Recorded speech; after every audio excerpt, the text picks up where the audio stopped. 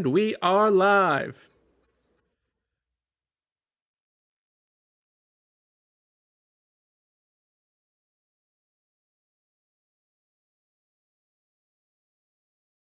Why in the world can I not hear you both? It's dead silent. I don't think he knows he was supposed to say it. Okay, I'm just making sure I'm not crazy.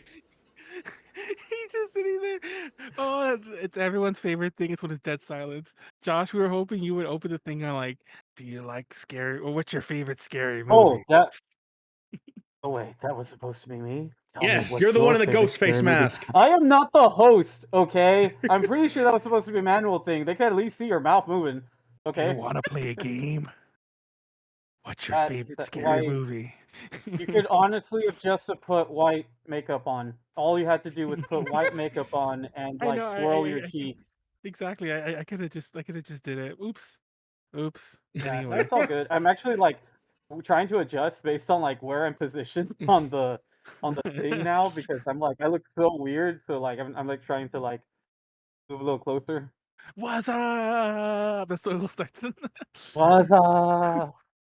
I'm just I was so pissed. chilling and killing, you know? I was so not. I should say pissed. I was so upset when I found out that that wasn't an original thing from Scary Movie. How did you, That- Manuel? Did you not see any of the commercials? I did, but It was like the biggest commercial on the planet. yeah. Apparently, it was a Super Bowl commercial too, so it was like everyone saw it. We're like, yeah, it's a Budweiser, but I think it's Budweiser. yeah, it was like they called it like, "What's up? What's up?" And that's what Scary Movie was referencing. I thought they were just making it up. Oops. That Anyway, happens. what's your favorite Oh, scary movie? No, yes, man, you gotta Wesley. open. Oh, Do you like scary movies? Do you like What's scary your movies? favorite scary scary movie? movie. I can't do that voice. Can anyone do that voice halfway decent? We have not Other started than the show Roger yet. L. Jackson? Probably not. Dude, Oh, it's that Roger L. voice Jackson? Yes, it's Roger L. that Jackson who does voice Ghostface. also does the voice for Mojo Jojo. Mm-hmm.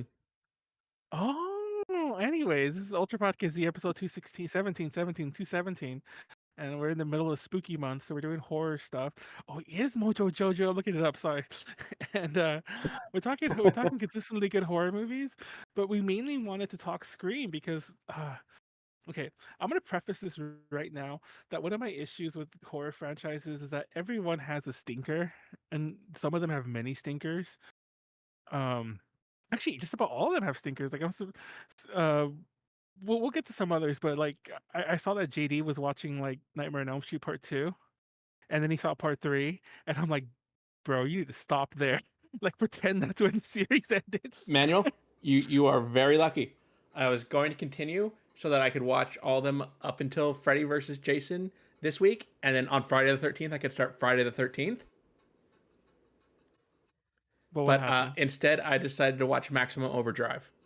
Okay. Never Yeah. has Oh, a that's a good bad one. movie rocked so hard, other than maybe Flash Gordon. It's AC/DC doing the soundtrack to that Yeah, one. Yeah. Um. But yeah, the nightmare movies get pretty shitty, pretty fast. 4 and 5 are trash. I like Freddy's Dead, but most people don't like that one. And then I like New Nightmare, but nobody really likes that one either. New Nightmare, fun fact, New Nightmare was done by Wes Craven too. And even though he wrote New Nightmare but didn't write Scream, it feels a lot like an early version of Scream because it has the whole meta universe thing. Spoiler. It's about like it's real world people like the fuck's his name? Freddy Krueger guy, actor, Robert Oh, Englund. Robert Robert Englund. Englund Robert plays England. himself. Everyone plays themselves. Like, it's not Lancey, whatever the heck. It's Heather Langenkamp. It's Robert Englund. Wes Craven's in it. And then Freddy becomes real, but not in the Bad Nightmare 2 way, where he just comes. Yeah, he comes into our world He rather than just is into the. real. Yeah, he's just as real. But in Nightmare, I like Nightmare 2. Nightmare 2 is the gay one, quote unquote. Where like the dude is like Manuel is not using that as an insult. He yeah, is I'm using not. that as it's like been analyzed and kind of looked at as. And for the record, I don't know his name, but the actor who played the main guy, the first of all, that's the big thing of all. It's very unusual for like the main character in a horror movie to not be a girl, especially a slasher. That period is kind of odd, but the guy who plays the main character, he's even come out on record that he definitely read subtext, whether it exists or not. He saw it from day one, and he played into it because he was a closeted gay man at the time.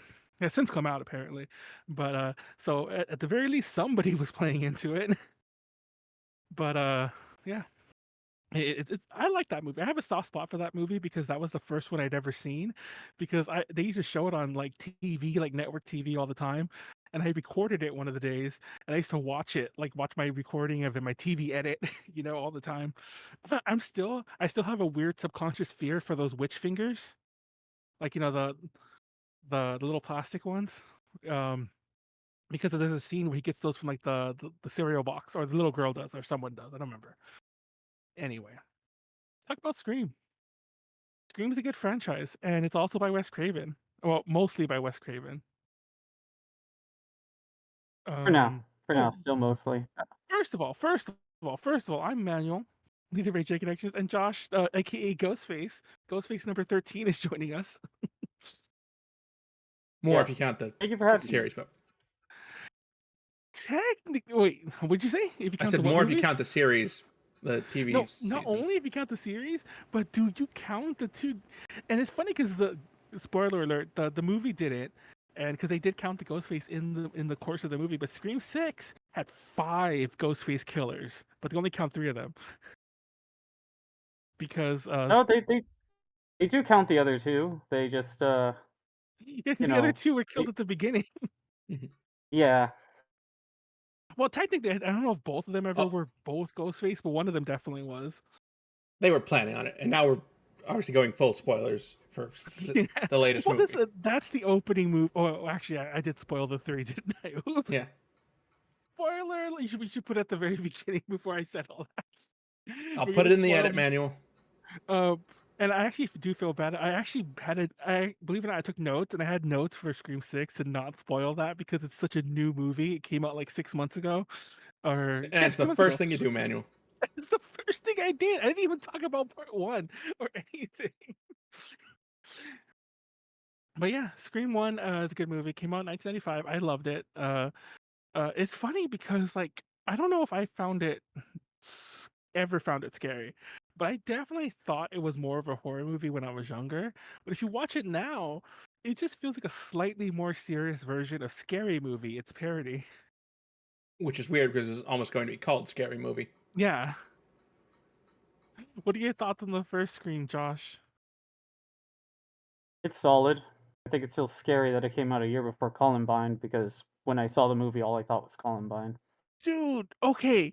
I didn't know how crazy the Scream movies I mean how crazy the Scream movies are. I didn't realize how like the whole Columbine thing came out around that time. Came out. The whole Columbine thing happened around that time because apparently that impacted the entire first trilogy of movies, like big time. Like apparently they did want to make Scream 2 like into a comedy. Like they tried to make Scream 3 into like apparently the original version of Scream 3 that Kerry Williamson was writing but didn't actually finish was supposed to be uh like everyone's getting killed, and it turns out at the end of the movie that no one got killed and they were all just like playing a game. And he was like, "Oh, it's just like that fucking April Fool's Day movie, which is one of the worst horror movies of all time, when no one actually dies." Wait, does that make me sound crazy that I'm upset that no one dies in a movie? But yeah, I'd be pissed if that I was the think it case. I think it depends on context for it. It's like that movie Cry Wolf, where technically only one person really dies. Um, and then it's not really just about the killer. It's more about, it's more of a whole mystery grab. It's like you're trying to figure out like why are things happening, and are all the students in on it, or like what's going on? So it has a really great twist at the end where, Well, I mean, despite the fact that for some reason I'm a ghost now. Okay. For some reason the main character is like Sherlock fucking Holmes by the end of the movie, I mean, like, really perceptive, but then at the end it's not really about the bloodbath, but it makes you feel like there's gonna be a bloodbath, and then it's like, no, it's a character study the whole time. it's funny because like we're talking about like success. I mean, like consistently good franchises. We talked about Nightmare being not one of them, and our whole little like thesis is that Scream is. And I think one of the ways that Scream works is that it doesn't have consistency in its actual plots. And that sounds weird, but like each one has a different killer. Each one is kind of a whodunit mystery too. And every so often they even change it up a bit. Like like they're like, oh, there's always two killers. There's two movies out of the six where there aren't two killers. I spoiled one of them already. Oops. But the other one's part three. I'm going to just say it because that movie's like 15. Actually, that movie's like 20 years old. If you haven't seen it, then screw you. Hey, some of us got to this franchise late, Manuel. I started with Scream 5. I used to love Scream 3 because they used to play that. I remember it was on cable a lot, like when I was like in high school, and I used to always watch it because it was one of the few times I had my own cable box in my life. Actually, it was the only time because I never had cable as an adult. Who has cable? Who watches cable anymore? Old people. But but yeah, Scream's a crazy movie. It's funny because have you seen the Scream movies recently, Josh? Yeah, yes, I have. Recently saw them uh, in succession from one another with Paramount Plus, and I always introduce some people to them. But I mean, I saw the second movie on AMC because they replayed it a lot. For some reason, the first one I had to watch on DVD, but I saw the second one a lot on AMC, and then eventually they played the third one. Um, and then later I would go to see the fourth one in theaters, didn't see the fifth one in theaters, but then did see it later on Paramount, and then the sixth movie I saw in theaters. Apparently, everyone saw the sixth one in theaters except for me. Where was I? I didn't know there was a sixth one. We didn't say this live until today. Not today, but like this weekend. I used to get it confused with part five, which is the one which is called Just Scream, by the way, and that came out last year. And I was confused. I'm like, wait, there's another one until like because it stars a lot of the same cast. Go figure. It both has I can't remember their names, but like one of them is the Wednesday girl, and Kenny then the other Ortega. one, yeah, Jenny Ortega, and then the other girl, um, Billy Loomis's daughter. Was that a spoiler? Spoiler, Manuel. Billy Loomis has a daughter, the killer from the first movie. One of By the the killers, way, Manuel. We oh got yeah, to make one sure of you get them. that straight, otherwise Ghostface will get you. Did you know the other one? Oh, that was this isn't a spoiler because it's in the first scene. That actually would have got me killed because that's almost what got Jenny Ortega killed in Scream 5 because she said just Billy Loomis and not fucking Matthew Schumacher. Lillard's character. Yeah, there you go. Do Also, you know the Manuel, huh? the other major character is played by Melissa Barrera. But that's a very Hispanic name that I can't pronounce. Too many R's. Um, but what the fuck was I saying? Oh, Matthew Lillard's character, like, it's funny because like that whole first movie. Have you heard the theory? Speaking of like Nightmare 2 being like the first gay horror movie and so on. Have you heard the fan theory about his character being gay? Wait, what movie are we talking about now? The first Scream, Two. Matthew Lillard, because he has no reason to be killing. I think that was a point on their part for the writing, is they wanted, like they even talk about in the movie, Manuel, how like they don't need a reason, they just want to do it. And it's But funny they kind because of split the difference with Billy having a reason and Stu not really having a reason. and we're not going to mention the whole thing in part three. Apparently, that fucker had a big part in it too. But part one, apparently Kevin Williamson. I should probably Google this before I start saying because I didn't write this in my notes. Uh, Scream one. Oh, I'm not going to be able to find it this time. Um, Apparently he had based Kevin Wilson, the writer, based their characters on like a real life gay couple, like serial killer couple or something like that. And so he says like he didn't mean them to be, but I guess he is like he's like when somebody asked him, he's like, oh, I guess, I guess it kind of is there. But like, yeah, apparently that's everyone's theory about why and he even killed his girlfriend. What's his X. name did? No, not Billy Loomis. Fucking what's his name? Killed Rose Stu, Manuel. McGowan. Stu killed Rose McGowan. They're not exes, right? They were still dating.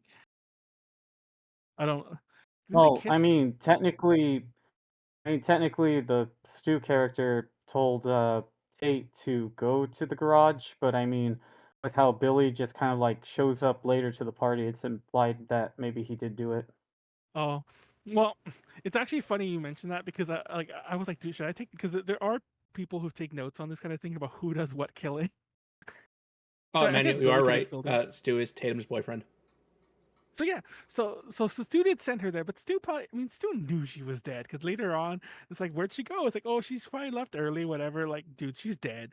Also, I know it's a movie, and I know I shouldn't be thinking about this too much, but there's no way she should have got killed by the garage door. I Because mean, it was she's just a way of, or it was a way of just changing things up, really.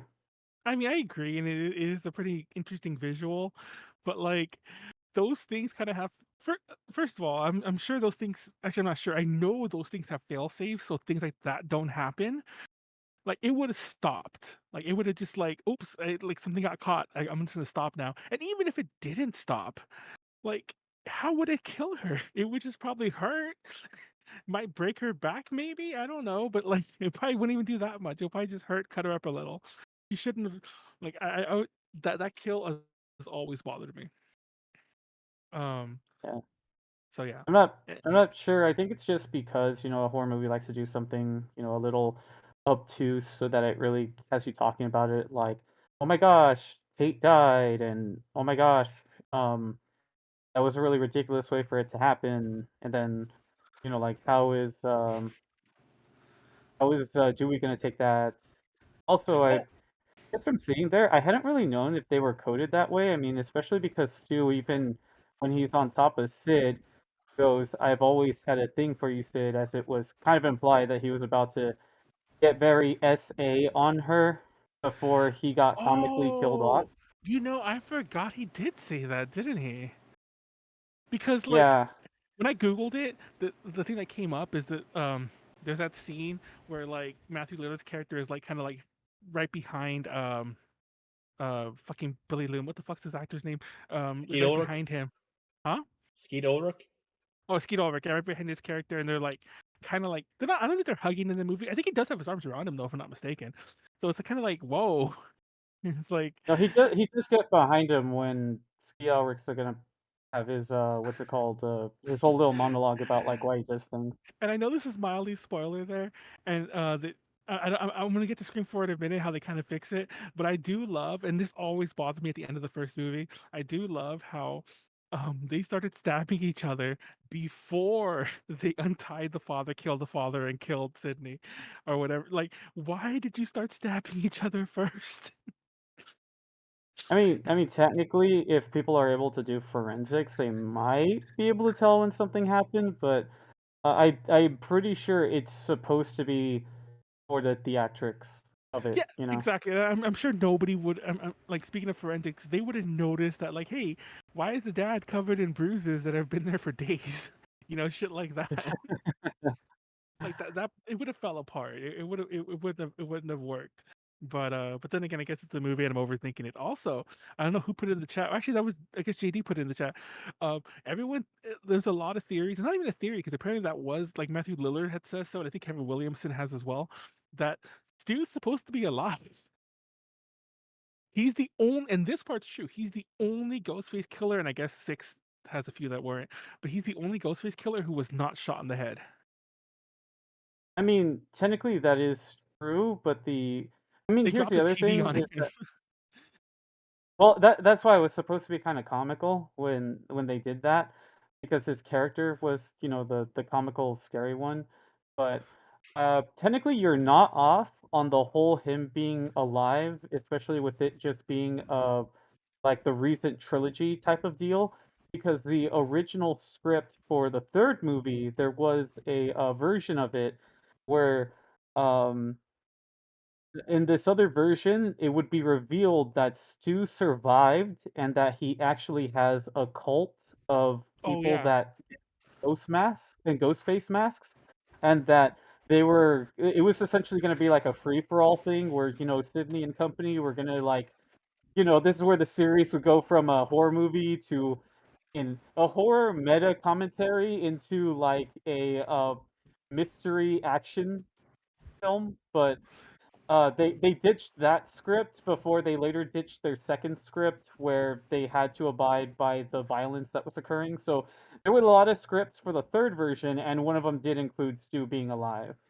Yeah, because apparently, like, also speaking of scripts, because Scream 1 through 3 had a lot of script. Well, Scream 1 didn't, but Scream 2 and 3 had a lot of like script issues. Did you know? Because I Yeah. had to Google this. Did you know that Scream 2, there was that rumor that like, oh, they had to rewrite the ending because like the killer got leaked, the script got leaked, so they had to write like different Yeah. endings. And it's so confusing reading about this. All these articles I've read, even up until like 2015, like articles from the 90s all the way till now, you can still find online that mention this. And they some of them state this all as facts, like it's all true. But Kevin Williamson did an interview like in 2019, 2018, and he cleared a lot of it up. Apparently, all of it was a hoax. Like he sent out three fake, or he sent out an early fake script, said that one was fake, then threw out sent three more fake scripts, and then like just to confuse everyone. Apparently, besides normal rewrites, like the killers were always meant to be kind of the way they were. Like Billy Loomis's, well, spoiler, Billy Loomis's mom and the fucking random frat boyfriend, frat boyfriend, not boyfriend. Oh, you mean Mickey? Yeah, I can't remember his Technically, name, but technically, for a random frat kid, Mickey's probably the most sadistic out of all the killers. Since because he I apparently, mean, did you catch the part where like he met Billy Loomis's mom on a serial killer like apparently website yeah, or fucking message group? Like yes, that's totally thrown out of nowhere. Like we never come back to that. We don't at all. This is like 1996 when this movie, or seven when this movie came out. I'm sure like the dark web as we know it existed back then too, but like that's such a weird dark web like plot that they just throw out there like nothing. That they met on on a serial killer message board where other serial killers or whatever were and they're like, yeah, I want to kill people, blah blah blah, I and mean, they met like that. like serial That's killers dude. just wild. Like, attract weird fandoms. I don't know. Oh, wait, what did you say? Said serial killers just seem to attract weird fandoms. Yeah, no, it do be like that. I know it sounds kind of funny that it's like, oh, they were made off of message board, but you got to realize that the fifth movie just has redditors as the killers. So like the fact that you Dude. have the fact that you have what's it called, just some person that Billy Loomis's mom found. And I mean, for what it's worth, Mickey is a pretty interesting person. I just think that in the ways that he's cool, he's also just kind of reactionary to the times. The fact that his motivation was, "Oh, I'm gonna get away with this because I Yeah, can't wait apparently for he the just wanted to be a trial." famous killer. Yeah, it's a little all over the place, but the fact that he's so charismatic, he infiltrates it, he baits Sydney. I really think that the actor did a really good job with the character. It just kind of sucks because it becomes null and void when Miss Loomis comes in and they're obviously referencing the whole what's it called, Friday the 13th, with it Oh being a yeah. mom killer. Oh yeah. I thought I was like honestly, I think she's one of the worst killers. I used to love Scream 2. That was even though I mentioned Scream 3 having a soft spot for it. I knew that one wasn't. And don't get me wrong, the Scream 3 is still really good in my opinion. But I was like, this one feels like a weird send off for reasons I'll get to in a second. But Scream 2 used to be my favorite. I think most people regard that one as the best one. But like, uh Billy Loomis's mom, Mrs. I don't even know her name, Mrs. Loomis. Like, it's like, It's Nancy. They confirmed it's Nancy. yeah, it's like, her name would be Nancy. Uh, also, like, I know this is done by like Craven and Wes Craven and Kevin Williamson, so there's a lot of referential, and the whole thing's meant to be referential. But it always bothered me that like, um, there's another Loomis because if I'm not, I don't know exactly who the fuck they base it on, but I think even in Halloween, Oh, Donald Pleasance's character, it's what named the after a fuck's his character in name? Psycho. Yes. So they keep so like I like how you remembered what I was gonna say because I forgot who the fuck they based them on. But basically, they keep bringing back like how many times how many like degrees of separation is the original is Loomis gonna be using in horror movies? We just need one Anyway, more before I can turn it into an only connect question. but anyways, the fucking I like that movie. I watched it again recently. obviously, but I watched that even the last time when we talked about Scream. What I found weird was that movie, and it's funny because like apparently it was written very rushed because it came out like within a year of Scream One, but like there seemed a lot of weird rewrites like that. Like, did you realize that Sarah Michelle Gellar's character was not at all connected to Sydney? I never noticed that. I assumed she was her friend, but no, like she probably knew her, like from. But yeah, she was just a student at the school who had the name of one of the people. Also, that the plot point that they were recreating the first killings by like killing people with the same name, that got dropped fast. Um, like I don't know his name, but the dude from Dawson's Creek is in the fucking school talking to the fucking and like I was like, oh, he's gonna be a killer the first time I saw it. And I forgot about that until like I saw it again like 20 years later. I'm like, wait, why the fuck is he in the movie? He's only in that one scene, and he's a huge actor at the time. It's like, did they really get him just to like argue with fucking Randy? Oh, also they killed Randy. What the fuck was that about? I mean, in many ways, like the fifth movie tried to say that it's relevant. There was probably gonna have to be somebody from the main cast that wouldn't survive to make things, canonical. Um, and that I do agree, it sucks. I also think that it's really fun when you try to pair up who's doing the killings at a certain time. Other times it just kind of feels like they probably just said we'll fill in the blank later. Yeah. But since they really say that it was Mrs. Loomis that did Oh, it. she killed um, Randy because Randy would. Okay, that makes a lot of sense because Randy was just like, yeah, like like Billy Loomis, like he's dead or whatever, and then or that like the idiot or whatever, and then she fucking loses it. Yeah, like, That I like to canonically think, in my head, this is just canon, but, like, we already know that Mickey was just getting paid and he was gonna do whatever he could, he was kinda playing everybody, but there's a part of me that thinks that I don't think Mickey was gonna kill, Randy. Like, Randy was on point when he literally said it was Mickey that one time, um but yeah, no, I think I do not think canonically that, Mickey would have killed Randy. I think he would have liked him a little bit too much yeah, to, like, have that be the case. Okay, and Manuel, the name of the yes, actor you from Dawson's Creek that you couldn't remember was Joshua Jackson, who played Pacey there on you Dawson's go. Creek. Why the fuck was he in the movie?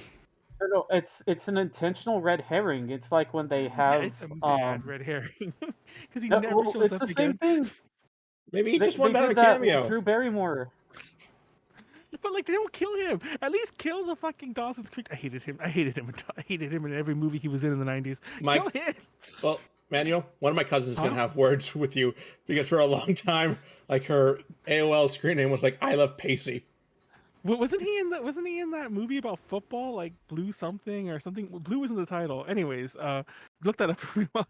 I, I don't know why I remember that movie out of all the movies he's ever been in, but anyways, the fucking that was a mad red herring. Part three is crazy to watch today. Um, I think now, part 3 oh, I have suffers stories. from. You have stories. It's like when I saw part 3, because like I said, it was AMC also. When I saw part 3, I just simply thought like at first as a kid, like, oh my gosh, there's explosions. There's this guy who apparently has the voice modifier, and then what's it called? That twist at the end. It's only one killer and all that. But now when I go back to it after learning about how they had to technically censor the third movie. Like, they had Yeah, plans to make it bloodier, but due to all of the different violent attacks that were occurring up until about the 2000s, it's like the same yeah, thing that also happened with the Boondock Saints. Like, I hear the Boondock Saints was also supposed to be way more edgy, but once again, due way to all more the edgy. different But yeah, go ahead. due to all the shootings and stuff that occurred, a lot of movies at the time had to, like, even if they were R-rated, they ended up getting censored in one shape or form. Yeah, So, I'm. there's that, apparently, they were supposed to have the Sydney act like, so meta. The Sydney actor, okay? The person who was playing Sydney in the Oh, the series, Yeah, I don't know her name, not Campbell, but the one that was in the series. Apparently, she was supposed to be originally helping out Roman Bridger, Dude, but they play it up uh, that and I thought that was even watching it today, I'm shocked when she gets killed. I can't remember her name either, but like, and I don't think I ever knew her actress's name, but well, obviously she's Sydney, but but like the yeah because like at the end of the movie, because first of all, like the person who played Sydney apparently won the role through a contest. And like she always seems so meek and so like, and like I feel so bad for the victims. And it comes out that she slept with the guy, which I'm gonna get to in a second, with the producer, to get the part. And I'm like, I kept thinking that would have been the perfect thing because the whole plot of part three, and honestly the whole series, is because Sydney's mom went to Hollywood, was in some low budget movies. The sleazy producer who is named I can't remember his fucking name, something, but he's played by Lance Henriksen. Sent her to a which is party where pretty. she was like essayed like all over the place, really horribly. Gives birth to the child who becomes what's his face, the killer. Can't remember his name either. And Roman like Bridger. she, We just went over there you this. go. And then Yeah. she never gets over it, and that's why she has like her stuff on later on in life, and that pretty much sets everything in motion. And obviously, the whole thing is you in my younger years, victim blaming Manuel was all like, "Ah, can you believe all this is because she slept around?" And now I'm like, "Can you believe this is all because of that shitty movie producer?" Yeah, And that's whole series never wild would to have think happened if about. he could have kept it in his pants. And that's so fucked up to think about, like he's the one who caused all this bullshit. When you remember who the fuck produced these movies, Yeah, I it's got that on by watching it first time too. it's fucking well, I don't know if Bob Weinstein did some shit too, but it's fucking Harvey Oh Weinstein. yeah. I'm sure Bob did some shit too, but like obviously I don't want to get sued, so I'm not gonna say. I'm just going to the person that can legally say that he fucking did some shit. So what the fuck was he? And mind you, like he had a lot of involvement in the Scream series. Like apparently he was like pushing for this and that and the other for all the movies, Harvey specifically. And part of me is like, did he see any well, I mean, sure, he probably didn't and didn't care, but did he see any irony in like this whole fucking plot revolving around this shady movie producer who's like fucking everyone, like, and not not just not apparently obviously not consensually if we want, like sometimes and whatever. And it's like he's the one who caused this whole series. And they never really revisit that later on, but it's like, what the fuck? And it's the fucking Harvey Weinstein movie? That's fucking wild. And it makes the whole thing seem really dark when you think about it.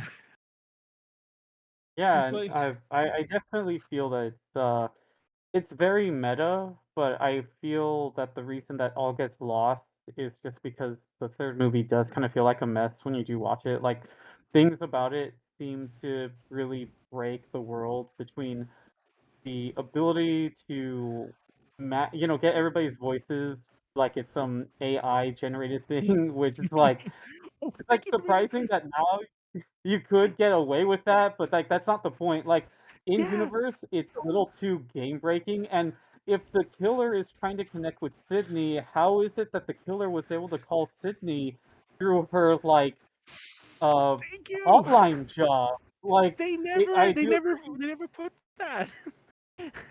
Okay, um yeah. I always assumed I missed something my first time through, but I watch it again. No, they never show like he pulls a number out of a hat and like discovers it. He just calls suddenly. yeah, no, it's very weird, and, like, even if we were to say, like, let's say that was a random person trying to be Ghostface, how would they even know? Like, even if there was a third Yes. random another random person, how would they know? And I feel that when you ask all these questions, you kinda lose the sight of, like, what you were saying, like, Roman was literally trying to make this so meta that, the Milton guy was supposed to, like, really Yeah. understand, like, "Holy shit," but, of course, he wasn't gonna think too much about it since he really just like, the same way that he just viewed Sydney's mom, he saw the whole thing with the movies and even this situation, it's just kind of like, "Well, that's showbiz," Hollywood's, Yeah. saved on broken dreams and Oshinoko-ness, I guess, or something, but. But the fuck but yeah, apparently Scream 3 was going to be written by Kevin Williamson. Then he decided to write Teaching Mrs. Tingle instead, which, by the way, that movie's terrible and it's a ripoff of a Lewis Duncan's novel. Yeah, I'm calling you out for plagiarism, Kevin Williamson. But anyway, um, he he left the movie after writing a draft of the script, and apparently some other guy, I can't remember his name. His name is Kruger. Fun fact, or I think it's a he, but his name is Kruger, which is wild to me that Wes Craven worked with a screenwriter named Kruger.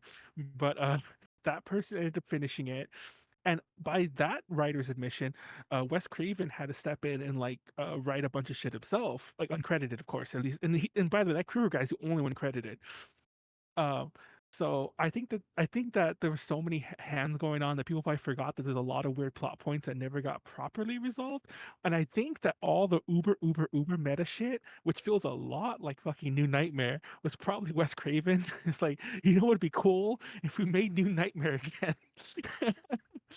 Manuel. Maybe you should. Oh, The writer's name is Aaron Kruger. Aaron Kruger, okay. Yeah. Eden? Eden? Yes, it's spelled like the German way, but it has the extra H in there. Also, Oh 3 of the my first 4 gosh. Transformers movies, Oh, the American fuck? version of The Ring and The Ring 2, and Ghost in the Shell. But he was nominated for an Academy Award last year for Top Gun Maverick. He wrote Top Gun Maverick. I haven't seen that movie. I hear it's good, but I also hear it's very jingoistic. But isn't that like any like movie that's That's already Top Gun anyway. Yeah, exactly. I'll check it Yeah, out one of these days. any movie that gets backing from the U.S. military cannot Exactly. showcase the military in like a negative light. I think the movie is Yeah, actually they legally pretty have good. to. I think I will agree. Like the first movie, I think it's just like they made a movie and it was just kind of like, yeah, this is just like military propaganda, but we just want to make a film, and it's like got a lot of gay subtext. A lot of that shit's not even in the second movie, but the second movie still feels pretty.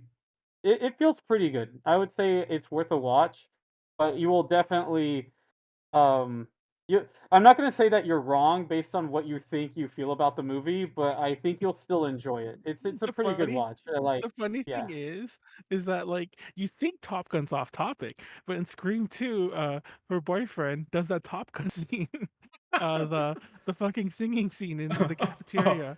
You've Uh, lost that love and feeling. Yes, I can't remember I can't remember what the song was. Yeah, they do the fucking Top Gun thing, and I think it's the last time we see Mickey until he's revealed to be the killer. Fun fact. All these things I noticed about part two, because part two felt like it was weirdly written as well. But yeah, fucking part three is like it's weird. There's only one killer. Like I said, I thought the Sydney girl was gonna be the killer too. I'm like, she gets killed so randomly. Like she breaks and she admits that like she slept with Roman too, the producer, not the director. She slept with Roman to get the part. Then she runs off and then gets immediately killed. And I'm like, oh shit. Also, that movie stars I don't know his name, but the guy who does Joe Swanson's voice from Family Guy. He's like the bodyguard of the Oh, of the Patrick girl Yeah. when Warburton. yeah, and like it's wild to hear his voice. I imagine like, "Hey, Pete," you know, 'cause also he's a fucking dick because he thinks he's talking to Dewey, but he's talking to the killer, and like he's all like, "Oh yeah, it's like if Dewey, if you were so good, like your little sister died or whatever." I'm like, bro, what the fuck? Yeah, you, it kind of you didn't feels weird like you didn't have because to go especially there. for especially when it's like just a random bodyguard character to like throw that in the face of Yeah, like what do you have against them? yeah, And it's funny because, like, obviously, I know Dewey's not the killer. Maybe that was why it was thrown in there, but it almost felt like if they would have made Dewey the killer, one of the killers, it could have been a good Nancy Loomis kills Randy moment because it was the same yeah, thing. But like, obviously, that wasn't the case. Roman had no reason to jump out right when he said that, but he did. yeah. No, it really does feel like this was definitely something that I think Dewey's character would normally like grapple with. And I feel bad. I should be saying also the actor's name because he's been Oh, his Dewey's career is fucking David Arquette. yeah, he's famous. there we go. Yeah, They're no, all technically they became famous after the fact. They were all relatively new at the time, but yeah.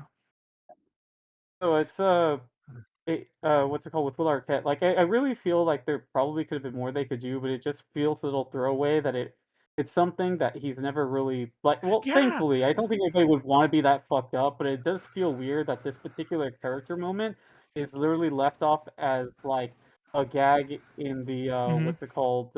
The moment for just Roman to just show up and like take a kill out of it. It really just feels once again a little awkward because of the amount of emotion that comes out in that scene. Like, damn. I'm surprised they never really addressed the fact that even in Scream One, like there wasn't really like the, oh my god, my sister's dead moment. Um, because I guess like, it happened technically during the climax, but still, it's like it happened early on, but still at the party. But still, like I find that very weird that there was never really that dealing with it. Also, after they kill the bodyguard, the house blows up, and I want to point Yeah, out that fucking pisses me off even as a kid, because as a kid we had a really bad stove that like sometimes would like if you would turn it on the gas would just like if you had to be careful because the fucking thing wouldn't light, and sometimes it would just yeah. like fucking leak gas everywhere. And so every so often I like, what the fuck, it smells like gas, I almost killed us, that kind of thing. My point is, if there was even enough gas to like set a fire somewhere, you would fucking smell that shit. Yeah. It is not something you would miss, because like the whole scene is like they're faxing him, which by the way I love was a fax machine. They're faxing them, and it's like the person who survives is the one who smells the gas first. I'm like, bro, you would have smelled that gas an hour ago if it blew up a house. Like you Especially would. with how spontaneously it Oh yeah, occurs. because Like, he lit a lighter, and what would have happened if he didn't have a lighter? What would have happened if he had a flashlight? Like, would Roman have do a match and ran and hoped he survived?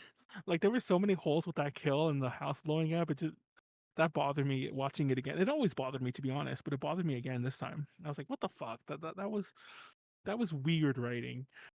I guess you can't say it's it's bad because it works in theory. Like I'm sure you could. I'm not sure. I know you could blow up a house with a gas leak, but you would smell it.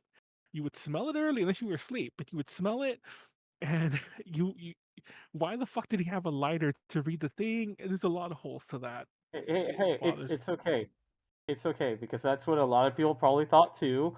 They all just thought, boom, didn't see that coming, and then how did it happen? And it's the same thing with LL Cool J blowing up a fucking shark when the majority of the area it's in is water, but like, you know, it's yeah, it's I think that that's one of the parts of it that like it's a sloppy writing moment that takes you out the experience, and I feel that really hurts it because when we bring up the whole producer thing and how meta that is for the conclusion of at the third act, Mhm. how that's a pretty cool thing to think about, but then it gets lost literally through all the different shit in the third movie that just makes you think like, what were they thinking? Why did they think that this would be such a normal, like nothing about this feels like what normal people would do in that situation? That makes no sense. Also, I mentioned earlier that all the Nightmare movies suck and JD should stop watching them, but he should watch Freddy's Dead if he gets a chance. One cool thing about Freddy's Dead is there's a You lot of like Looney Tunes, cameos. yeah, you should watch it. Yeah, there's a lot of cameos. It's really silly. Like Alice Cooper's in it. He plays Freddy's dad. Spoiler, kinda, but you probably wouldn't recognize him anyway. And there's a lot of. I think fucking Johnny Depp comes back for a cameo and shit like that. But this movie had cameos. The Scream 3, fucking Jay and Silent Bob are there for some reason. Yeah. Fucking Princess Leia, Carrie Fisher. Yeah, right? Did you think that Carrie Fisher might be the bad guy? Because you're like, "Why the hell is" and she's like, "Oh, I'm not Carrie Fisher. Yeah, and they I'm not acknowledge that that she's not Carrie Fisher. I love that. She's like, "Why don't I tell you who you look like?" I'm like, "What the fuck? What's Carrie Fisher doing here?" Was she just like around the back lot that day? And they're like, "Hey, you want to be in the movie?" I mean, I'm sure they cast it for real, but it's just funny. It's just a weird part in general. Also, that's the one where they introduced Randy with the tape, because Randy has a sister suddenly who we never met before. I mentioned this in the last time we talked. It's just as wild here. I thought maybe I missed her in part one and two somehow, but no, that girl was not in part one and two. Just like, hey, Randy's sister, because and then he watches the tape, which I'm like, when did they record that? If they were smart, they would have busted a George Lucas and filmed the whole scene that they put back into the special edition of part two. Or like we don't see him filming it, but like he leaves his room. He's like, "Hey, what were you doing in there? My legacy," and then he goes off and like gets stabbed by Nancy Loomis or whatever. But But yeah, you could tell they regretted killing fucking Randy, because every other movie after part 3, and because obviously part 3 still had Randy somehow, every other movie after part 3 has a Randy character. It's just like, I think. Well, I mean, the other part of it is that in some shape or form, one of the killers is also a movie nerd. So, yeah. like, I don't really recall. Okay, so technically, the Randy, if we are going based off of this, Oh, the Randy is in part 4 is supposed the to be. killer. It's fucking Rory Well, no, Culkin. no, it's Pantier. Oh well, yeah, her too. Well, it's both of them, because uh, th- there's an unrequited love between those two. They even have a Uh, Randy off. do they? Oh, they do. Yeah. But yeah, Rory Culkin. He's what the fuck is his character's name? I forget his name. He's one of the killers, but um, it's him, and Yeah, he. I felt What the? so bad because I confused the Culkins because I thought that because I also saw Scott Pilgrim, so I thought that you literally had the Crash and the Boys actor who was the other movie nerd who gets killed. Like Yeah. he's there, and I thought that the Culkin was also Wallace, but then I had to be corrected, and I was told no, there's Sorry. several Culkins. But the fucking I actually love okay. I always kind of had a love hate relationship with part 4. I liked it when I first saw it. I kind of was cold on it later on. And ever since I've seen it since, like watching it in more recent times, I love it. It's spoiler alert. It's my favorite of the Scream franchise if I had to pick one today, which I would have never said when it came out. But I fucking love Part 4. When it wasn't until like I've recently, because viewings, I hadn't watched American Horror Story, so I didn't realize that the killer. Like, I didn't put two and two together. Like I never paid attention to actresses that it fucking stars. What's her name? Nancy Drew. Fucking the girl. Emma Roberts. There you go. She was Nancy Drew, Yeah. right? But yeah, it stars Emma Roberts. She's fucking she's the killer. Spoiler, big spoiler by the way, if you've never seen it, Manuel, because you've spoiled them all basically. So but that's a giant spoiler because you think she's the main vic. You think she's the Sydney of this movie, Yeah. but she's the killer. Did you Did you know that, like, I didn't notice that there was a tell for her? Um, it turns out the tell for her is that she never has a scene alone. What do you mean? Oh, you're right. She always has a scene that's complimenting somebody else. If you don't count the beginning where somebody is picking her up, but technically she never has a scene where we see her even be like vulnerable or anything like that alone. She is always sharing a scene with someone, and that was supposed to be the giveaway is that what's it called? You know, there if because she's always sharing a scene with someone, you subconsciously think that oh, she can't be the killer, but because we never get to see a scene of her be vulnerable on her own, the same way we have with like Sydney or Yeah. Dewey or Gale, like in some shape or form, they've always had some scenes where if they're not complimenting somebody else, there's like a reason why they would be acting the way that they act. But with her, we never get that. Like we honestly never get that particular scenario. And I'm just like going back, it's kind of crazy because then it's just kind of like, dude, she's a really sussy baka when you look back. Real fast, I'm gonna have more to say on that, but real fast, I want to go back. I wasn't talking about New Nightmare having all the cameos. That was a mistake, JD. I was talking about Freddy's Dead having all the cameos.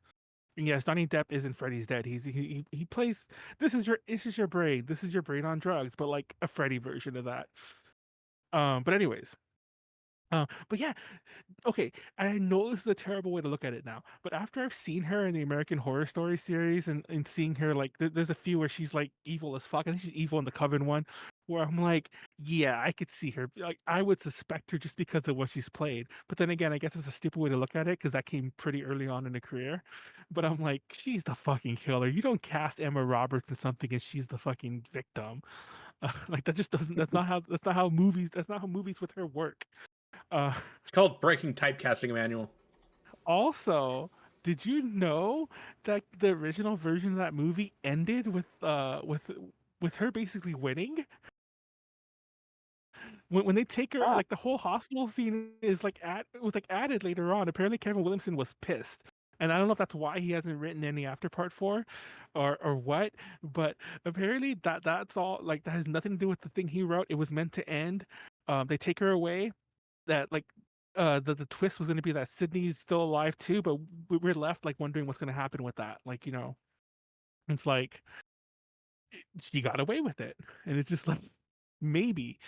Uh, and then Kevin Williamson even mentioned that his idea for a future sequel was like, we know that fucking Emma Roberts is the killer, but Sydney has like lost her memory of like the last part that happened before she almost died. We have to like live. I'm like, that would have been a much better plot for a Scream. Not maybe not much better, but that would have been an interesting plot for a future Scream movie. But no, they I filmed the think it hospital scene where they kill Emma Roberts. I think that it was good to kill off Emma Roberts because, like, can you imagine if they had to write more movies with her? That would cost way too much money. It would be a terrible return on investment. I'm not saying that Emma Roberts isn't good. I'm just saying that, um, I'm saying that there was probably more logistical standpoint as to why they went through with it outside of just, it seeming like a like, I could see why it would anger a lot of people. Like, when I was in the theater, I just got upset because she felt like Beta Roman Bridger because it was the same motivation, Oh It yeah. was, Oh, don't get me I wrong. am a She had no fucking like. She was not a good character. yeah, because, like, I know that, uh like, Roman stuff doesn't really become full circle until the end. I just laugh because of all the little jokes he's making throughout the movie, Like, can you believe it? Like, I lost someone and now I'm next, and they're like, "What makes you think that you're next?" "Well, I saw my award broken in my room." Oh You yeah. like, the the the little, like, catty shit that he kind of had, it was, the character that he built up that's, like, super shallow and then why he's a little cray cray. So at the time, because I feel the same way you did about the 4th movie, I didn't enjoy it as much, and when I go back, I kinda like it to the point where it's, like, in my top 3 between the first 2 and the 4th movie, but, at the time, I didn't like it. I kinda felt like there was not really a reason to retread on, what's it called? To retread on it or do the whole reboot if you're not really doing a reboot. Hmm. But then with the release of the newer movies, and then rewatching other movies, it just kind of like was like, you know what, this movie's a little better than I gave credit for. Um, the first 3 movies are all stuck like in like late 90s, early 2000s film. There's a particular style to that, the way things were filmed at that time, where it's like kind of quirky, but then like barely trying to get to like what's Final Destination would become. Like I really feel like a lot of movies just were like a lot of horror movies became Final Destination's cinematography, Oh yeah.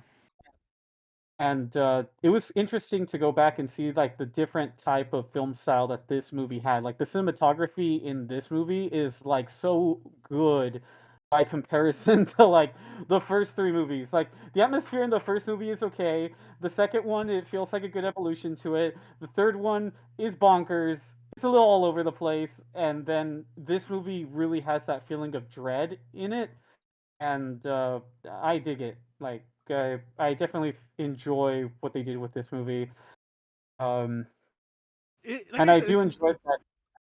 Oh, go ahead. You do. Oh, I was just gonna say that I enjoy that they did add that ending, with what's called killing off Emma Roberts, just because I feel that we still got to like uh give some characters payoff, like the police officer and stuff like that, and just a normal fun, I guess.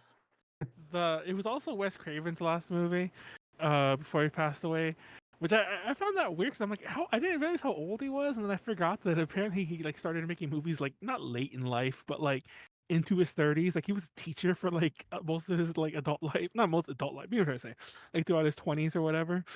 But anyways, so yeah, I think that that movie definitely is the last one that feels like a classic Scream. Like, well, it definitely was because Kevin Williamson was still there, fucking Wes Craven was still there, all the cast that was still technically alive was still there. Um, it was an interesting plot with the whole making the movie and everything like that. Fucking Emma Roberts is crazy. They had that Fight Club esque scene where she hurt herself at the end. That went on really long. There's literally like 3 minutes of the movie where Emma Roberts is just throwing herself at a wall. Wait, what What? happened? What? Nothing. Did Josh freeze? Oh no, No, he's still there. sorry, he's a ghost face. So I thought when he's not moving, I can't tell he's not moving. You know, It Photaku, we are scared moving me. into the last act. Maybe it's time to unmask you. No, we cannot unmask him. He's fine. We'll unmask him. Oh, the last act. Speaking of which, last thing before we move from 4, what did you think about 4's opening? Because that was the part that pissed me the fuck off when I first watched it. Where it keeps open. It's like you think you're watching Scream 4, but then it's Stab. No, you're watching Stab 6. No, you're not. You're watching Stab 7. And then it's like, wait, are they gonna do it again? Because they did it twice. I liked it. I thought that was funny. I don't know if anyone's ever seen American Werewolf in London, but they did that exact thing where like fucking when he's in the hospital, he keeps waking up from the dreams. He wakes up 3 times until he's finally really awake. And it's kind of at that point you wonder, is the whole movie him still dreaming? I don't want to be one of those things that you can add that into anything. Anyways, Josh, Yeah, are you alive? Oh, there you go. I want to make sure you're talking. yeah, I'm alive. My mic was just a little screwed up. I'm sorry about that. I Oh, was gonna say that I enjoyed the intro. The intro is really good for Scream 4. I thought that it was absolutely bonkers. I think that up until the newest movie, it's so cool that we actually have 2 Ghostface on screen doing killings together. That's oh freaking yeah. awesome. Yeah, I think that's in the second fake out, like Staff 7, when she runs in the first one, the other ghost face on the other side is like, whoa, Yeah. whoa. I will say this, like, in terms of where I place the new movies, like, I I'm not a fan of 5, but 6 gets my certified awesomeness just because you had 2 people jump on 1 person, and then you have a, like, synchronized blade wipe after. I'm like, Yes. badass. Dude, okay. My big issue with part 5, and okay, I have a couple issues with part 5. First of all, I started watching it for the first time well, actually, I've only seen that movie twice. I saw it for the first time since last year, recently. So I put it on, I'm watching it, and I'm watching the opening scene. I'm like, God damn, this scene is lit terribly. Like everything was like yellow or whatever. And mind you, I mean, read this up for a reason. But when she's in the call, when fucking what's her name is in the call with Ghostface, she's all like, "Oh yeah, the stab movies, they were so cheesy, bad lighting, blah blah blah, like too bright." She mentioned that the '90s movies were too bright. And I'm like, girl, you need to fucking fire your lighting director on Scream 5 because this movie's fucking lit. It's not dark, it's lit bad. I'm like, did someone slide a green filter on it? Also, Scream 5, this isn't a spoiler because you know she's in Scream 6. Jenny Ortega. Jenny Ortega. Mhm. She's supposed to be the first kill girl, and she doesn't die. Not only does she not die, but she comes Yeah. back for another movie. Also, fucking Sydney, now that I've seen them all in order, Sydney is a different character. Um, like In what? In 4 in or 5, 5? no, in 5. No, 4, she's still Sydney, but in part 5, you can tell that, like, whoever wrote that one, and it's not Kevin Willis, it's like another writer, probably had not really seen the first 4 to, like, when they started writing it, because suddenly she's, like, out for vengeance and shit like that. Like, Yeah, by the she way, feels spoiler, like Stewie dies. Stewie Dewey dies. But, you know, it's, she feels like, what's called H2O, Jamie Lee yeah. Curtis. Also, I want to point out that they have a very weird throwaway plot in part 3 that she's dating that cop out of nowhere. Like clearly, they wrote a plot line for him that they never finished, where he was weirdly obsessed with her, but they never finished it. I thought it was just gonna be a weird red herring, which I guess it was. But then at the end, she's like on a not a date with him, but they're all partying together with like fucking what's her name's? His name is Mark Kincaid. They never show who she's married to in part 5 and 6, and he's not mentioned in part 4. But in 5 and Oh, 6, he's mentioned they in men 6. oh, but yeah, in 4 though, but in 5 and 6, um, I guess she married him and she had kids with him because they keep mentioning her husband Mark, and I'm like, what? Like, she married the cop from part 3? That's so random. He's not in that movie. He's a famous actor too. He is not in any of the movies, but his character is, and I find that wild. Also, she's a mom, but she just comes back to possibly get killed in part 5. There's all this shit's wrong with that. It's just like, what is going on? The I movie think was after weird. the first 4, she just kind of realizes that it's going to keep happening because of her, and it's just like, screw it, I'm going to No, stop this now. it's not because of her. It's not because of Billy Loomis. It's Yes, it's not because because that of one producer couldn't keep it in his pants. We've already determined that. he fucking Harvey Weinstein, like, did all this. That's the whole issue. That he's the one who has the blood in his hands. Anyways, but yeah, there's parts of 5 I like though. Who the fuck were the? See, I can't even remember who the fuck the killers were. It was like the people who like met on also online, right? Yeah, they met on Reddit. Yeah, it's that crazy girl and her boyfriend. Yeah. Who Dewey called out right away, by the way. Yeah. It's funny because I knew she was gonna be the killer because she always just she seemed a little too wacky. Like she was gonna like she seemed too what's his name? Matthew Lillard. She seemed too Who? like female Matthew Lillardy. Oh, So yeah. I mean, Manuel, once again, the killers in that movie are the main character's boyfriend and the crazy person who lives at Stu's house. Oh shit, you're right. And I just saw it and I forgot about that. And she even mentioned how she got obsessed, like when she went to like her parents moved in there, she realized where she was. So yeah, she basically is Matthew. Okay, I guess that makes a lot more sense than I realized. She's basically female Matthew Lillard because they both have the same over the top, like way they talk and act. I'm like, he's fucking me. She's fucking the killer. She's fuck. Well, she is fucking the killer, but she is the killer. I need to say. Okay, Manuel, let's not Well, their insert boyfriend any and possible girl. relations that might not have been consensual or legal at that time. Oh, because she would have been high. Oh yeah, that Yeah. would have been weird. She was a high schooler and he was Yeah. an adult. Yeah. He's going to he's going to jail for a lot of other things too, I guess. I mean, Going to jail yeah, for, all the murders too. but that is But kind of let's keep it to stuff we can talk about on YouTube without getting demonetized. that is very sus. But we already talked about fucking Harvey Weinstein over there. You're But right. anyway, um, I do. I do like the. I don't want to spoil too much about the killer's motivations of part 6, but I kind of spoiled it by even saying that. But I do like that it's basically like redoing parts 1 and 2. Literally, it does redo 1 and 2, doesn't it? And I really stopped to think about I it. mean, yeah, the whole. Are you talking just 6 or 5 too? 5 and 6 are basically 1 and 2. Like Yeah. if you I'm- two-sentence plot them, it's basically. I mean, 5 was definitely just about being what they called was a reboot or a requel. There we go. That's what they called it. It's like, yeah, we're doing this again to start off a new franchise, and it's like they do all the things that those kind of movies do. They kill off a major character from the old series. They bring back a new character who's revealed to be connected to one of the old killers, and very specifically the daughter of one of them, even though she never knew that. It's just really interesting looking at that and looking like, oh yeah, all these other like legacy sequels did something very similar, and they're just kind of working it in and making a meta narrative about that. Oh, that's like the second energy play one of mine. That's manuals up there. Sorry, I was writing with things. My rankings of the movies up. But part 6 probably is one of my favorite ones. Like, see, I'm stupid. Like, I don't like, and start since I'm stupid. I don't like ranking things really high that are new. I feel like it needs to like sit in my brain for a while, especially if it's a franchise. But I really liked part 6. There's a lot of shit I like about it. I liked how fucking batshit insane Ghostface is in that one because like he fucking kills people like in that fucking convenience store for no for like joking. Also, I think if they make it, well, they are making a 7th, they should lean into the whole true crime YouTuber aspect or people because they kind of hint at it a bit here, but I'm like they would totally be all over this and like they would be fucking with all like the whole plot point where they're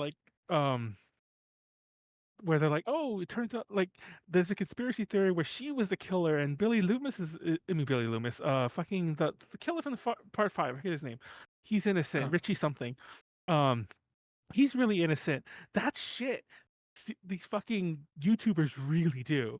And it's fucking insane when you watch some of them. Like that's a topic for another day, how like toxic the whole serial killer like honestly, a lot of them are just like mad talks, like the ones that they do the mukbangs while they do it, or they do their hair and their makeup while they talk about serial killings. I'm like, bro, you need to get your life in order. But uh, yeah, I like part 6. What are your thoughts on part 6, Josh? I don't know if your mic's still being wonky, but you've been silent for like 10 minutes. I enjoyed part 6. It was pretty fun. I don't think it was that much of a mystery in the movie. Like that part was really easy to give away. I think there's a lot of it that was referencing part 2 and Oh not yeah. think that family was going to be involved in it. But I do like how hard it goes. Um, Oh, did you notice that and from 4 on they were all really bloody? yeah, yeah, no, but that's like I said, the third one is intentionally not that bloody because of responding to violence at the Yeah. time. So a lot of 2000 movies that came out around the year 2000, they don't go bloody because of situations like Columbine that have ripple effects to a lot of stuff that's just like very brutal crime. Um, but like because the second one does get bloody, but we never really get like that really hard, like everything's like gore effect until we see the fourth one, which was like 10 years later, and then of course now they're gonna go as hard as they believe they can for the future movies. So yeah, no, I did notice. Dude, there's a scene when they kill that one girl's girlfriend, and then they kill the girl. Spoiler alert! They kill a girl who turns out not to be. I won't say who it is, but they kill a girl who turns out not to be dead. But when they Yeah, go into the bathroom, they find a body cut up. They're like, "Oh my god, he's dead!" And they leave. Presumably that was the guy she was fucking. By the way, I only realized that this second. But who the fuck was that? He was dismembered in the fucking tub, and they show him for like 2 seconds, and they run out the bathroom. But I'm like, what the fuck? Also, at the it opens with a very interesting opening where like these two Ghostface copycats get killed by another Ghostface, and one of the killers is also chopped up in the fucking in the fridge though. It's like how many like there's two people who get literally chopped up in this movie. That's insane. yeah, All no, it is. but yeah, the main character in part 5 and 6 is Billy Loomis's illegitimate daughter. Spoiler alert. Um, I love that they didn't even bother to de-age Skeet Ulrich in part 6. It felt like they just didn't finish the movie in time, and they just prayed no one would notice. And then I don't know if anyone else did. They did in part 5 when they showed him like. By the way, she sees him in visions. Billy Loomis's character. Um, in part 5 they de-age him. In part 6 they don't. So you just have like 40-year-old, however old he is, Skeet Ulrich, like there, just like yeah. Get the knife, kill them, kill them, kill them. And it's just like this old man. It's like you aged after he Uh, died. Skeeto Lurk is 53. I mean, That was weird. I mean, that was weird to see him old. That was weird GD seeing him was 50. But yeah. yeah, no, I don't remember him being DH in the fifth one. Like I thought it did look a little out of place with him being there, but maybe I have to rewatch it then. Well, maybe, and this isn't too unusual. Maybe they de-aged him in the version I saw, which is like on fucking streaming yesterday. But he's not de-aged in 6. Even in the one we just saw, I'm like, what the fuck? Yeah, Um, no, he's definitely not in the he's not DH in the sixth movie, I will agree. it's wild. It's just wild to see him like that. Also, like I don't know, like they brought back Hayden Panettiere's character Kirby, and I'm like, oh, she's not dead. That's great. Well, I mean, she was Um, confirmed not dead in 5. yeah, I didn't catch that. I saw that on Wikipedia when I was reading more about 5. That there was where did they say that? There's an interview with her, like on one of the web pages. Oh, I must not have noticed that. But yeah, I guess they mentioned that. Obviously, probably setting it up for later. Who else is alive that we don't know about? Stu? But then again, wouldn't somebody have said that Stu's alive? Because you I, would think he'd be the Well, I first mean, suspect. I mean, they mentioned in part 6 that some people do think he's still alive. I yeah, mean, Oh, and I think Kirby says it apparently Stu's herself. family. I hope he comes back for 7. But then again, they had to be really secret about that. The second that anyone hears that Matthew Lillard is cast, they're gonna think he's the killer. Hmm. I mean, he did do like voices in Scream 5. Like I think he's one of the toasters for Wes in Scream 5. Oh, you're right. Oh yeah, Scream 5. Scream 5 had some weird casting because they named a character Wes, who was the daughter of the cop from Part 4, the cop that was kind of like flirting with Dewey. Um, and it's the fucking 13 Reasons Why kid. And I'm like, I know that they killed him and they named him Wes so that when they have the party later on, they're like two West or whatever, or four Mhm. West or whatever. But I'm like, did you have to Yeah. cast the 13 Reasons Why kid? I haven't seen that, so I I mean, only I Well, you know the controversy, I'm sure, without even. yeah. He's a bad actor too, but anyways. All right, Manuel, it is getting about time. Should we consider Oh, wrapping up?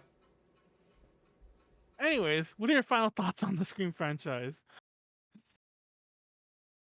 I enjoy it for the most part. I'm interested to see how they finish it. I will say I'm not the biggest fan of the newest movies, but I enjoy seeing that people still go to the theaters for them and that they get excited. So it makes me I feel love kind of like, six. Yeah. yeah. So I mean, I think it's had a lot of ups and downs, but I pretty much do enjoy Scream. Yeah, my thoughts echo that. I hope my slight gripe, I mean, not gripe, my slight hope for the next one is that they play more in the Billy Loomis character thingy because she's still alive. And I would love to, like, I mentioned this before we went live, I would love to see a movie where she's the killer because, like, every fucking slasher franchise has done something like that. Um, there was a Friday 13th. If you watch Friday 13th, by the way, mild spoiler alert, JD, just whatever. Uh, they keep hinting that there's only one recurring character in Friday 13th series, and it's in the middle of the series, the Tommy Jarvis character. And they started implying that he's going to be the killer, like he's going to be the new Jason, and that doesn't happen. And then the Halloween series, this is all retcon now with the Halloween ones, but like Jamie Lee Curtis's niece, I forget her name, or daughter, niece, I don't know. It's a daughter, right? The fucking character by anyways, the one that Michael Myers is after in part 4 and 5, she that's Michael's niece, so it is Jamie Lee Curtis's daughter. Anyways, um Jamie Strode, that's the character's name.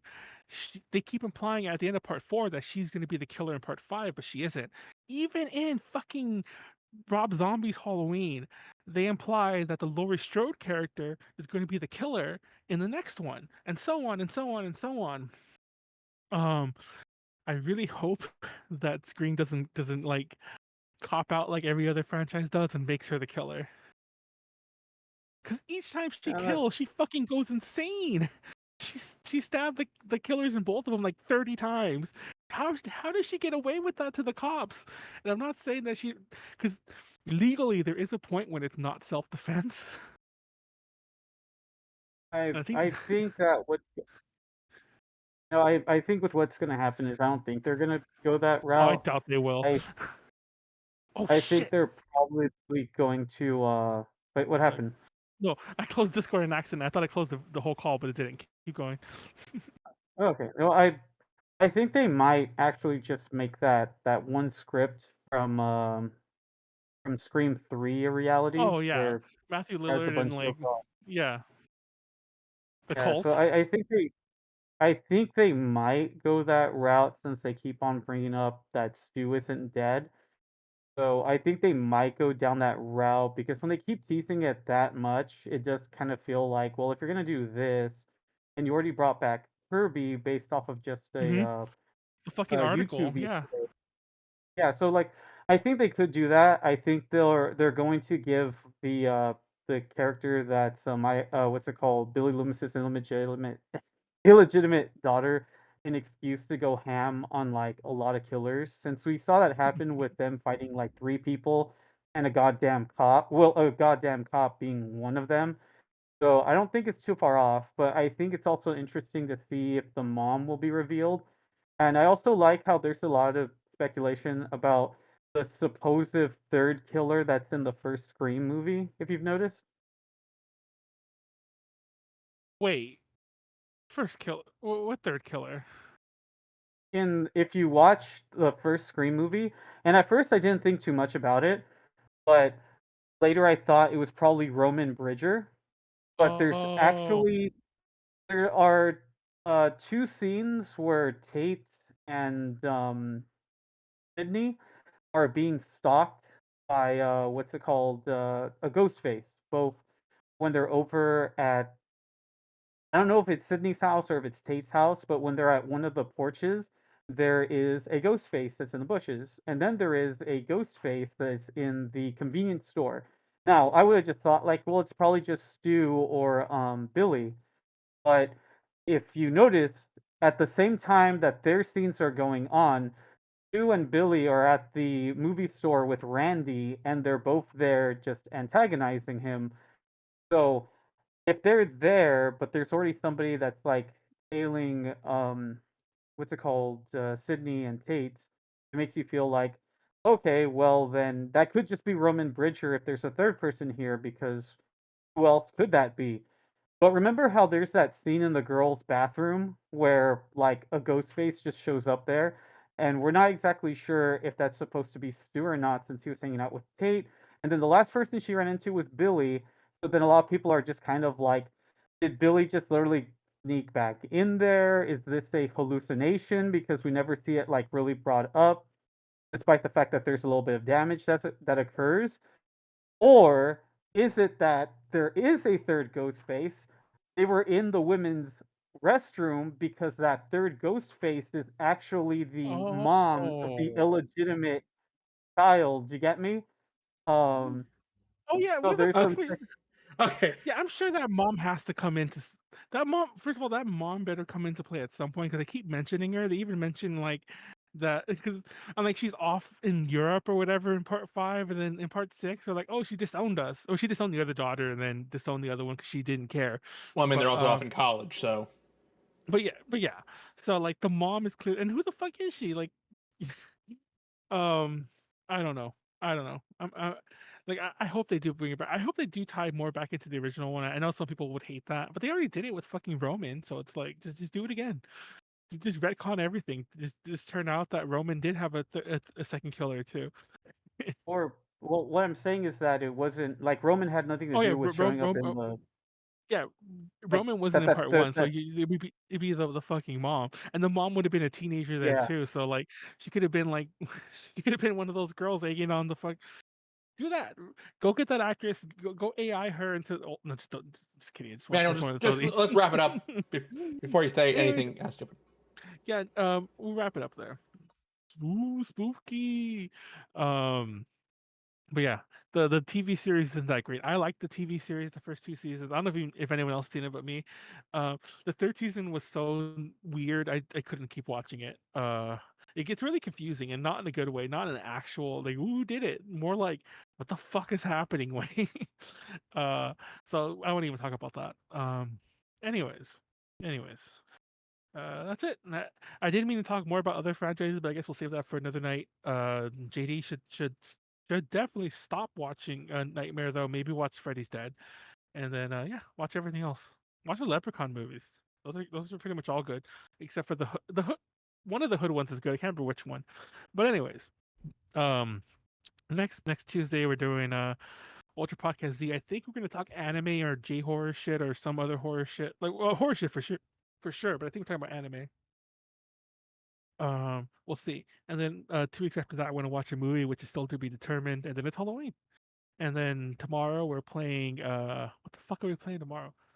There is a spider on my wall. Uh, Hold was on. it I need to Summer kill the Scream spider. or I whatever? need to kill the spider. Okay, guys, I killed a huge black spider on my wall. I hope that was. I hope it.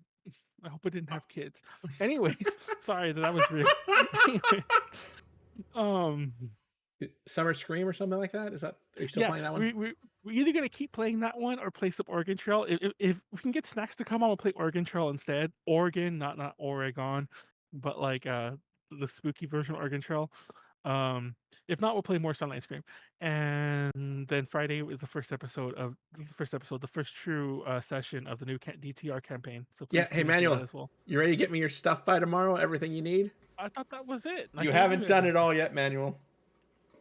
I'll make up the rest when we go along. Okay. Anyway, Photaku, thank you got thank you anything for you want joining to? us to talk. Yeah, plug something. Thank you for having me. Photaku Network. You can find me on Instagram, YouTube, the X app. I guess I'm there also. But yeah, thank you for having me on board. This was a lot of fun. Yeah. Next, if you're going to, I think they tweeted it out while we were live. I just remembered. I'm gonna be doing panels at a bunch of cons coming up. Chibi, AX Chibi, Ronin Expo, which is next week, and then Vegas and San Diego. So if you're at those, don't go just because of me. Please don't. But if you're at those already, come say hi if you're watching. Anyways, peace out. Thank you for watching. Shout out to Ed, our current patron, patreon.com/ADJ Connections. Like, comment, subscribe, all that good stuff. And keep screaming.